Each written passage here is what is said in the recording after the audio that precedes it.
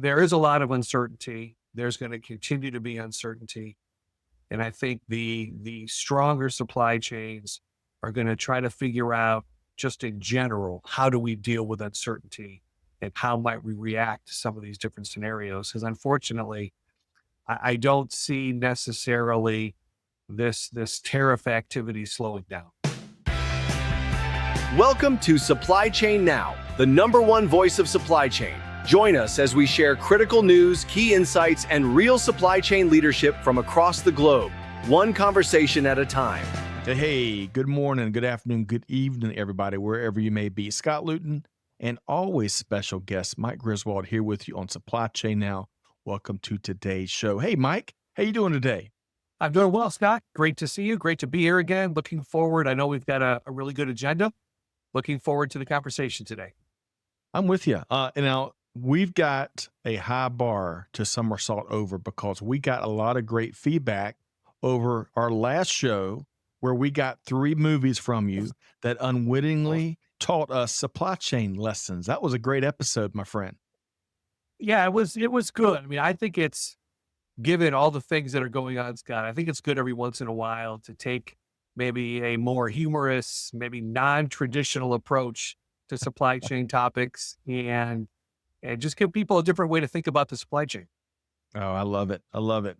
So, hey, folks out there, we're setting our own standards. We're going to try hard to deliver each and every month, and we got a great show here today. Of course, today we're continuing one of our longest running and most popular series, Supply Chain Today and Tomorrow, with the one and only Mike Griswold with Gartner. So Mike, of course, serves as Vice President Analyst with Gartner. And as I mentioned, we've got a great show today.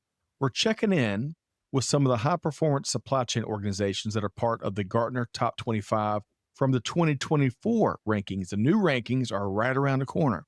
So stay tuned to walk through an outstanding discussion with Mike G. Okay, so Mike, we're going to start with a fun warm-up question before we get to, let's see, I think we got 4 stories and then a special event at the end we're going to make sure folks are aware of. But we're going to start with one of your favorite topics, golf. Now, as we're recording this, it's Masters Week here around the world and certainly here in Georgia as we record this podcast. And you know what? TV screens everywhere, starting with, probably already in Wednesday, but certainly by round 1, TV screens everywhere be filled with start to finish coverage, as well as those lovely pine trees that's producing all the pollen, azaleas, dogwoods, all that green grass. That's gorgeous. It's very serene golf. But Mike, question for you. What's been one of your favorite moments from the Masters, which of course is held just down the road in Augusta, GA? I think probably a few years ago when Bubba Watson won and he had that incredible shot from off the fairway in the trees. For him, I think he had to hook it. For us, it would have been a slice. But that shot that allowed him to kind of win the Masters, I think Bubba is, I think, a very interesting character, a very interesting golfer. He's got a very interesting story. I think it's unfortunate from the standpoint of him moving to the Live Tour that we don't get to see as much of him as we probably would like. You know, he'll be around, I believe, for the Masters. But that's one of my memories is just how he competed in that tournament.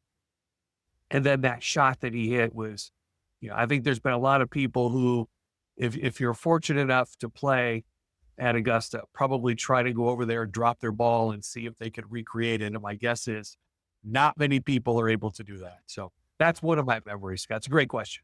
That's a good one. And that, of course, that victory, all victories are a little bit the same and a lot different oftentimes. And that one meant a lot to him personally. I think he had just lost his mother to cancer, as I recall. Yes. But that's a great one, Mike. And, the one that came to my mind as we were getting ready for the show here today it's not a Masters memory, but, Tiger Woods is an icon when it comes to our generation's view of all things professional golf.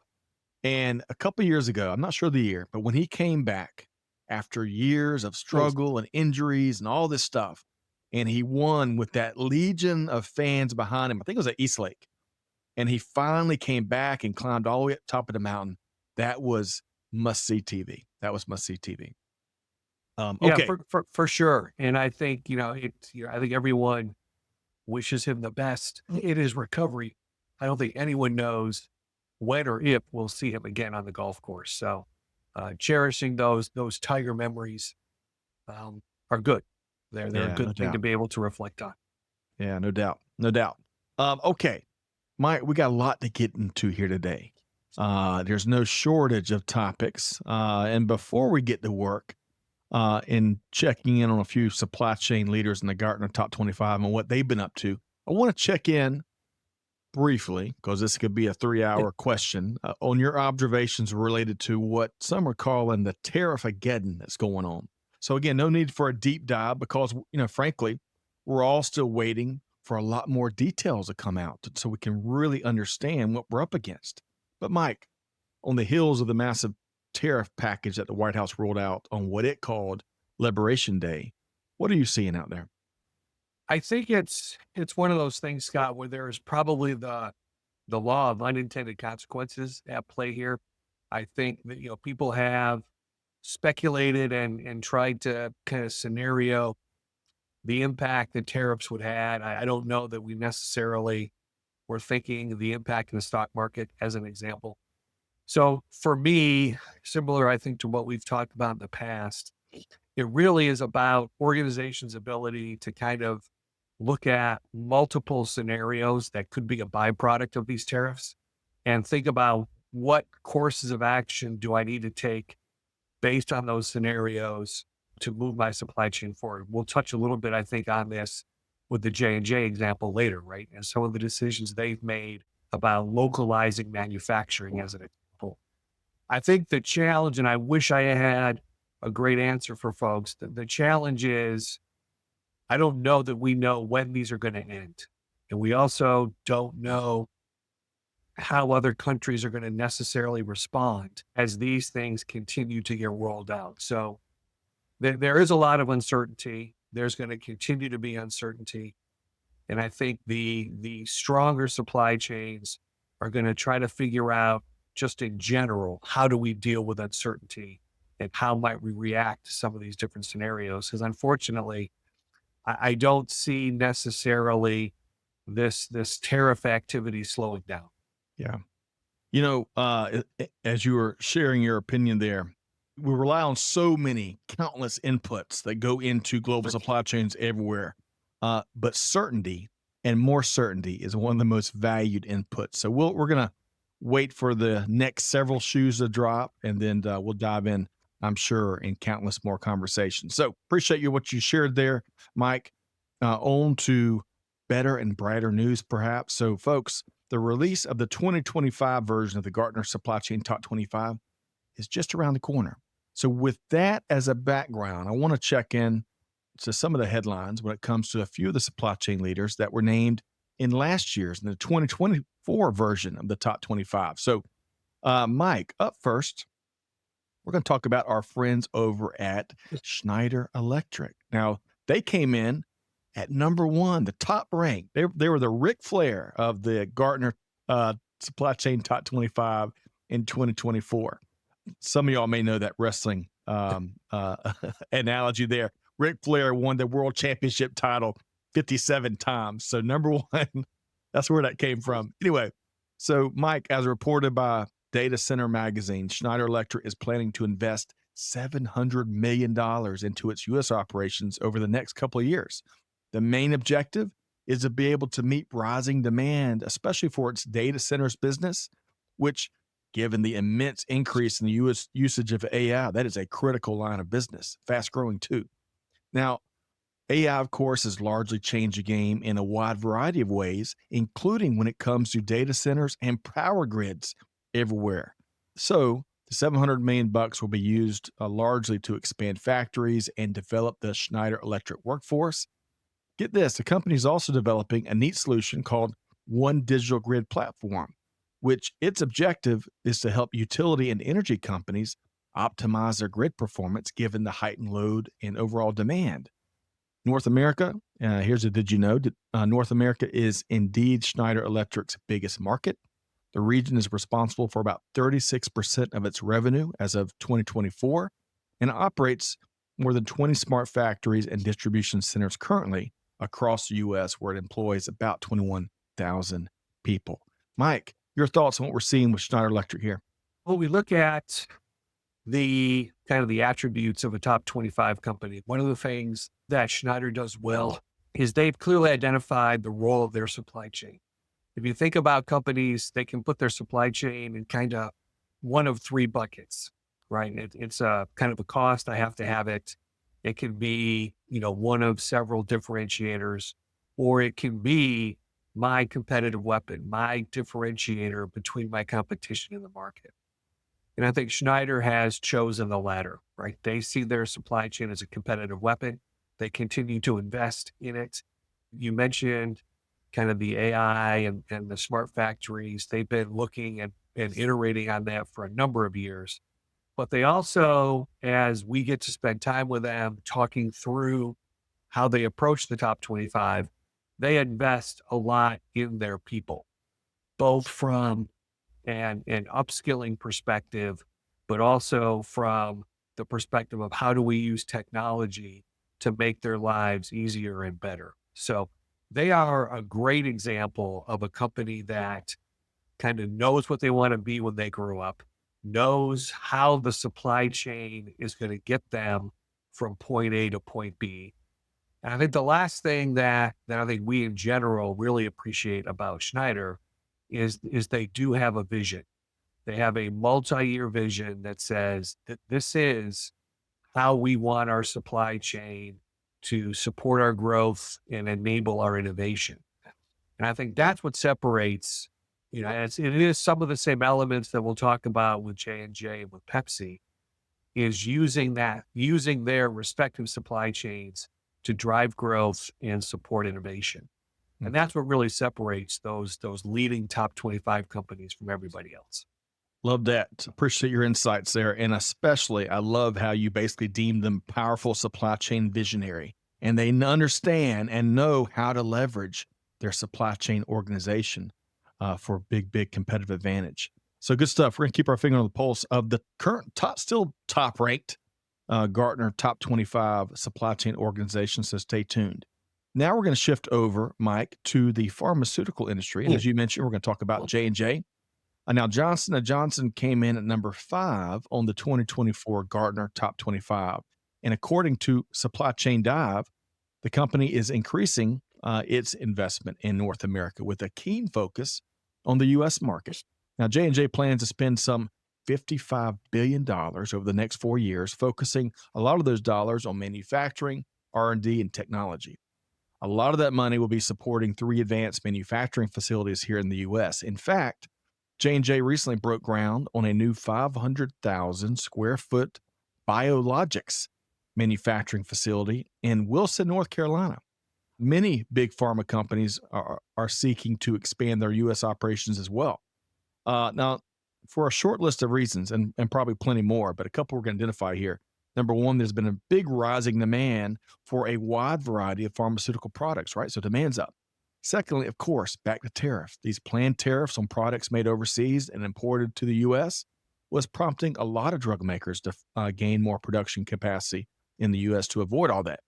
And then thirdly, that some folks may not be as aware of, many industry insiders say that pharma companies are hoping to gain some goodie points or some leverage or some influence with the White House, which might help it shape industry policies in the coming months, such as extending some of those powerful tax cuts that has really helped a lot of companies in the industry. Mike, your thoughts on what we're seeing on this big investment with J&J?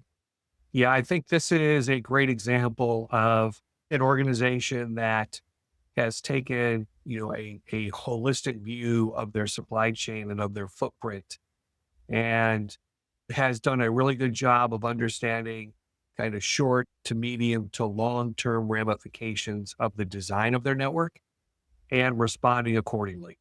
I think this idea that there has been, even before the administration change, right? There was already talk about bringing things closer to the United States and in the United States in terms of manufacturing on the life sciences side and in other industries.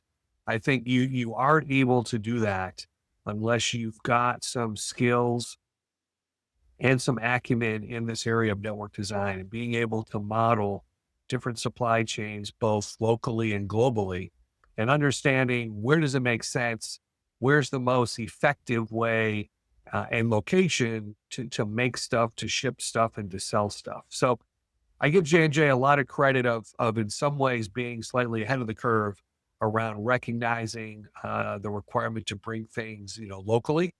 I think it will help them. Again, to our earlier conversation, no one has a crystal ball about how long and the depth of these tariffs, but the more that companies can start to explore bringing things back into the United States. You also mentioned, Scott, it's a great way to be more responsive to demand, right? Being able to match demand and supply a little bit more effectively if you have operations closer to manufacturing. So, J&J has always been looked at within life sciences and even outside the life sciences industry as someone who really is a forward thinker. And I think this is just another example of them potentially reading the tea leaves a little bit sooner than others and being able to respond to that. Mm. Good stuff, Mike. Good stuff. One of the things I heard in your comments there, ecosystem wide thinking, very holistic, and moving, being first movers. It's one of the last things you touched on there. Here's an interesting thought. So I mentioned Wilson, North Carolina. That's where they're standing up one of their new plants. Did you know that the famed single A minor league baseball team, aka the Carolina Mudcats, they're going to be calling Wilson home in 2026. So how about that, Mike? All right. So let's shift over from minor league baseball to supply chain news with an agricultural twist.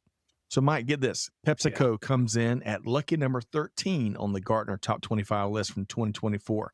Now, as reported by, let's see here. So as reported by Sustainability Magazine, PepsiCo is making investments in its efforts to optimize supply chain traceability, as well as adopt more and more regenerative agriculture. Now, just what the heck is that, you might ask? Well, regenerative agriculture is a more holistic approach to farming and the overall food system, where it's meant to drive a variety of outcomes. And it kind of depends on who you talk to here. But one of the core principles is enhancing soil health and soil biological life. This focus on soil health is something that has in common with its cousin, I'll call it its cousin, organic farming. However, organic farming doesn't allow some of the products that regenerative farming uses. So one of the big early wins thus far, Mike, in this initiative at PepsiCo has been the delivery of 4,000 tons of sunflower oil that was produced using verified regenerative practices in Argentina.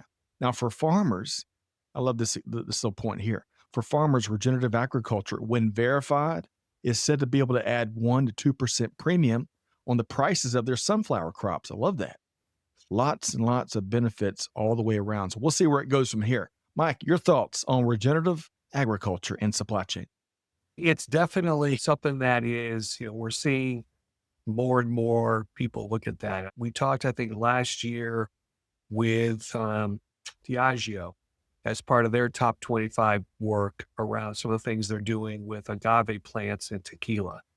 So there is definitely, I think, a lot of interest in the consumer products industry around, this regenerative agriculture. The other element in that story was around traceability, and that, Scott, I think, is what you highlighted very well around the ability, the traceability and the verification allows suppliers to be able to place that premium because now the consumer knows where it came from, and there's an element of trust and certification there.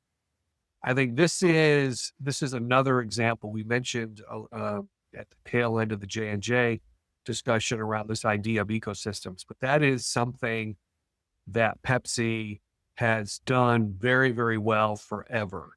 If you think about, if we were to get in the Wayback Machine and we talk about early DSD, direct store delivery, right, of Pepsi products, they were a pioneer at the retail level in collaborating with retailers around that service. And when you talk to retailers and you ask them who are some of your best vendors and suppliers to actually collaborate with, Pepsi almost always near the top of the list. So I think for them, they have this idea of collaboration and this idea of an ecosystem relationship in their DNA. It's not surprising that they would expand this out into the production, more of the raw material element of their ecosystem.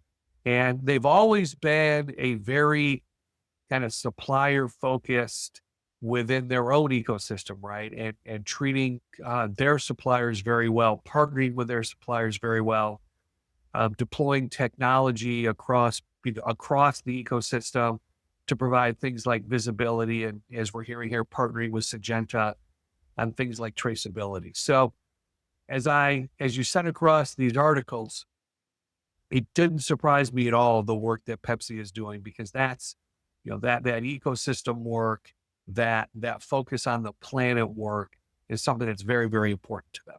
Love it.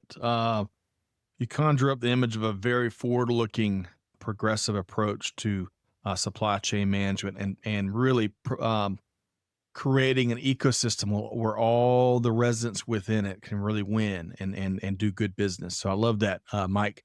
Hey, here's a little side note, folks. I am not a culinary expert. Amanda, who's helping us produce today's podcast, is. So when I saw sunflower oil, I was like, well, I wonder what they use sunflower oil for at PepsiCo. Well, it's been reported that a company uses sunflower oil to make some of its chips, such as Lay's. You can't eat just one. Remember that chip? Because the oil, not only is it can it be used with modern farming like regenerative agriculture, but sunflower oil is also considered to be more heart healthy than many other oils out on the market. So really a win-win-win on a variety of levels. I guess that means we could have a couple more chips then.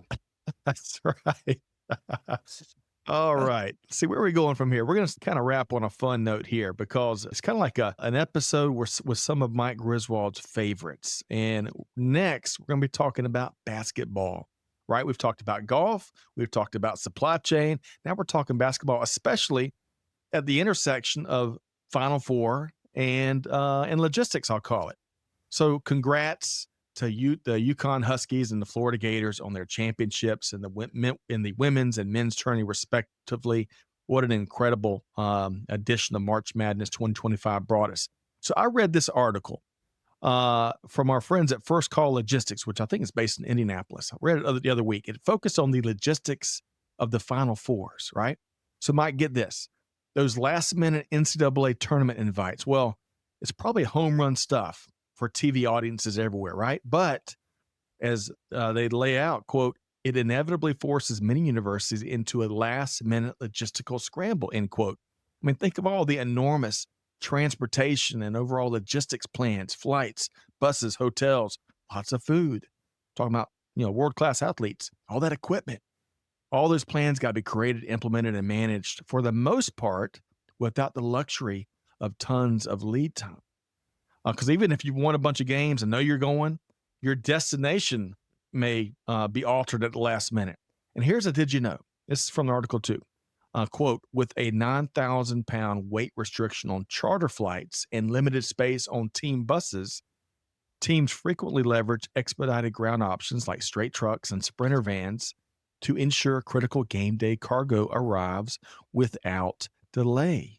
Now, one last thing here, Mike.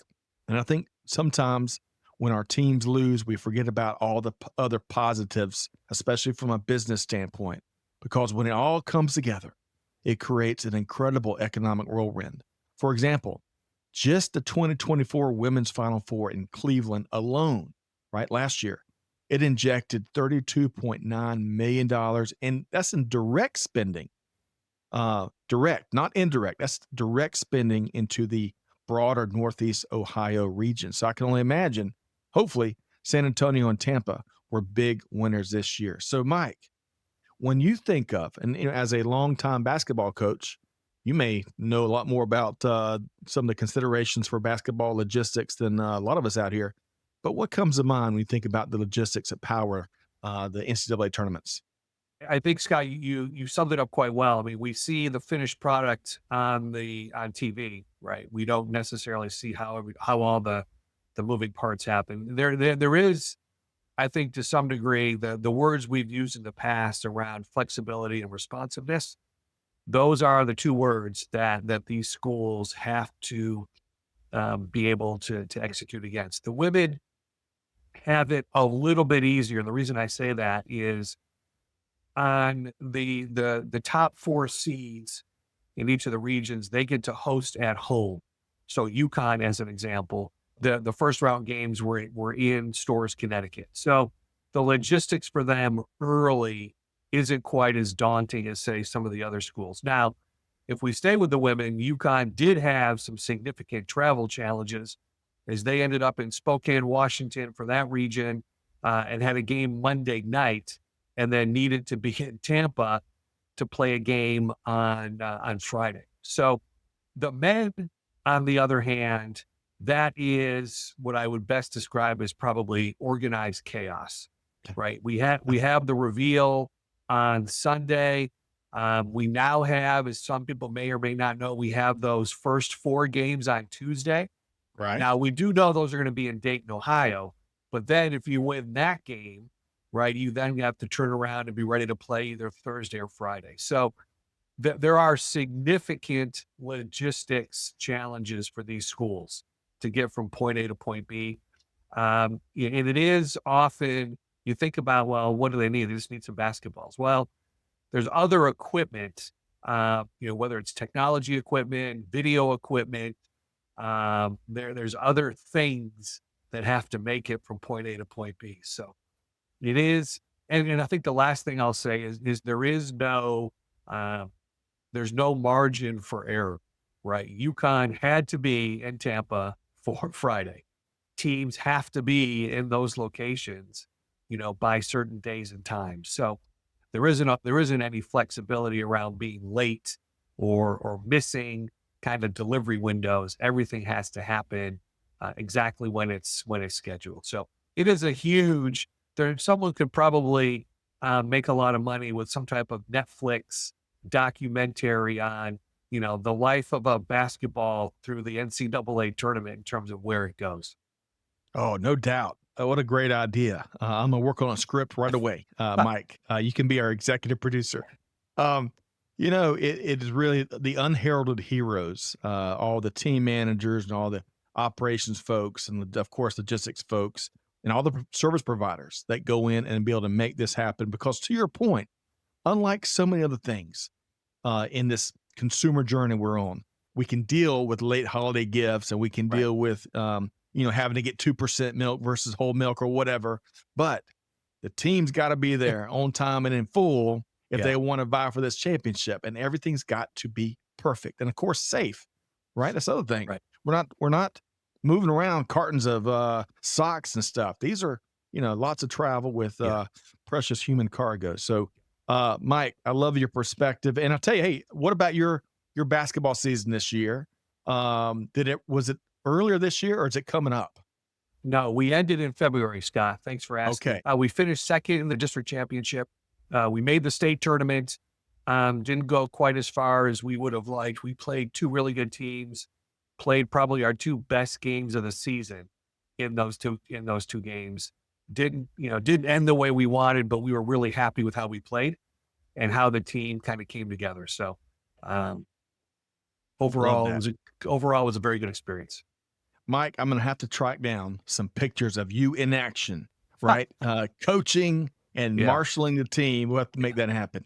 But until then, there's one other thing I want to wrap on. We've got a big opportunity coming up, big event coming up. Our friends at Gartner, of course, they've got the Gartner Supply Chain Symposium coming up. Folks, it is set for May 5th through the 7th in beautiful Orlando, Florida.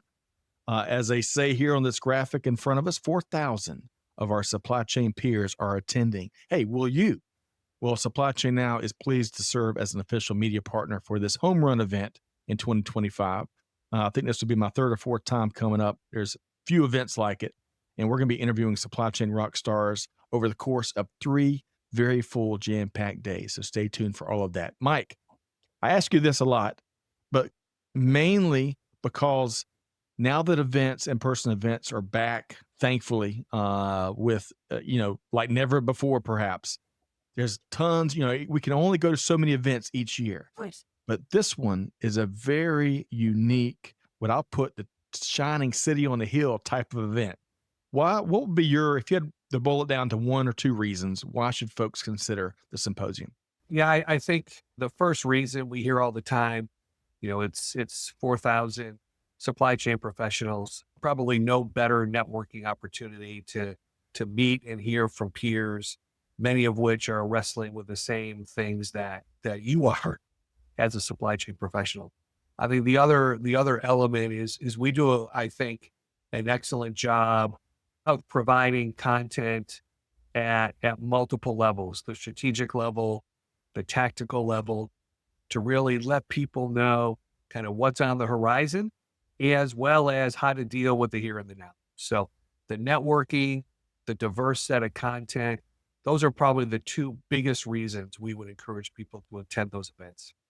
So, folks, don't miss out. There's still plenty of time to register, and I'm telling you, I've been there, done it. I think this is my fourth time coming up, and it is an outstanding show. So lots of market intel, lots of movers and shakers, and lots of also those non-supply chain conversations between the days and at nights and the early mornings. So, folks, take advantage. Great opportunity. Okay, Mike, we have covered a lot of ground today. Really have enjoyed your perspective once again. I can go back and count the shows we've done together, but I want to share a big thanks to Mike Griswold, Vice President Analyst with Gartner. How can folks track you down, Mike? LinkedIn, or just drop me an email, mike.griswold@gartner.com. It is just that easy, easy, my friend.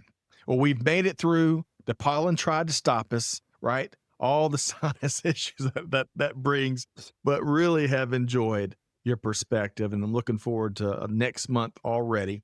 So big thanks, Mike Griswold. Folks, hope you've enjoyed this conversation as much as I have, but you got some homework, right?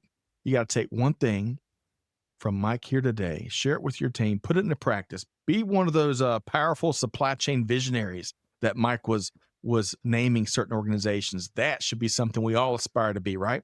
Lots of opportunities out there to change how supply chains happen, both today and tomorrow, but it's powered by deeds, not words. So with all that said, Scott Luton here, challenging you to do good, give forward, be the change that's needed. We'll see you next time, right back here on Supply Chain Now. Thanks, everybody.